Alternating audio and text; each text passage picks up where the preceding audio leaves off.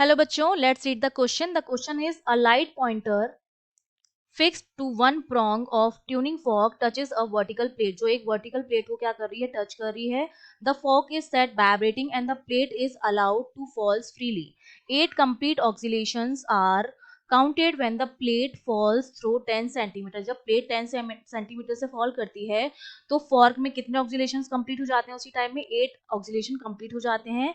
Then the frequency of the fork is, तो हमें उस फॉर्क की फ्रीक्वेंसी कैलकुलेट करनी है और g की वैल्यू हमको 9.8 मीटर पर सेकंड स्क्वायर लेनी है.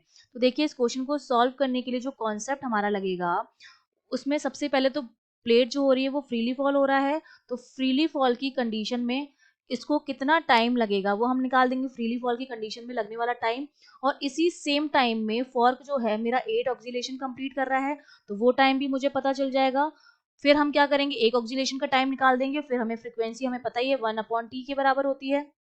तो इस तरह से हम फ्रीक्वेंसी कैलकुलेट कर लेंगे. तो देखिए, सबसे पहले प्लेट जो है वो फ्रीली फॉल हो रही है, मतलब इस तरह से फ्रीली फॉल हो रही है. फ्रीली फॉल की कंडीशन में इनिशियल वेलोसिटी जो होती है हमारी 0 होती है. फाइनल वेलोसिटी मैंने मान ली सपोज v है, ठीक है.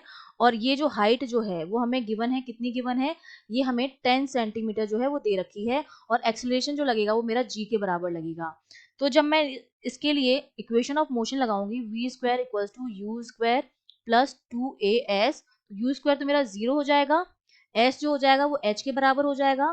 तो ये इक्वेशंस ऑफ मोशन लगा के हम टी की वैल्यू निकालेंगे, क्योंकि फर्स्ट इक्वेशन क्या होती है मेरी, u equals to u plus a t. यहाँ पर भी u मेरा क्या हो जाएगा, 0 हो जाएगा और a मेरा g के बराबर है. तो t की जो वैल्यू निकालेंगे हम इन दोनों इक्वेशन से, वो वैल्यू आती है मेरी t equals to under root 2h upon g के बराबर. ठीक है. अब हमें h की वैल्यू गिवन है 10 सेंटीमीटर है, उसको मीटर में कन्वर्ट करेंगे तो 0.1 हो जाएगा ये मेरे पास. अपॉन g जो है वो मुझे लेना है 9.8. इसको जब हम सॉल्व करेंगे तो टाइम मेरे पास आता है 1/7 सेकेंड के बराबर. ये जो टाइम मेरा आया है 1/7 सेकेंड, ये मेरा टाइम इक्वल है 8 ऑक्सीलेशन में लगने वाले टाइम के बराबर. तो एक ऑक्सीलेशन में कितना टाइम लगेगा वो मैं निकाल दूंगी.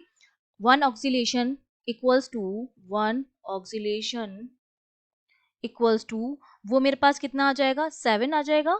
ठीक है, 8 ऑक्सीलेशन का टाइम पता है तो 7/8 हो जाएगा मेरे पास, क्योंकि हो जाएगा 1. तो एक ऑक्सीलेशन का टाइम आ जाएगा हमारे पास 1/7 इंटू 8. तो ये मेरे पास किसके बराबर आ गया, 1/56 सेकेंड के बराबर आ गया. अब मुझे फ्रीक्वेंसी निकालनी. फ्रीक्वेंसी मेरी क्या होती है, 1/t के बराबर होती है.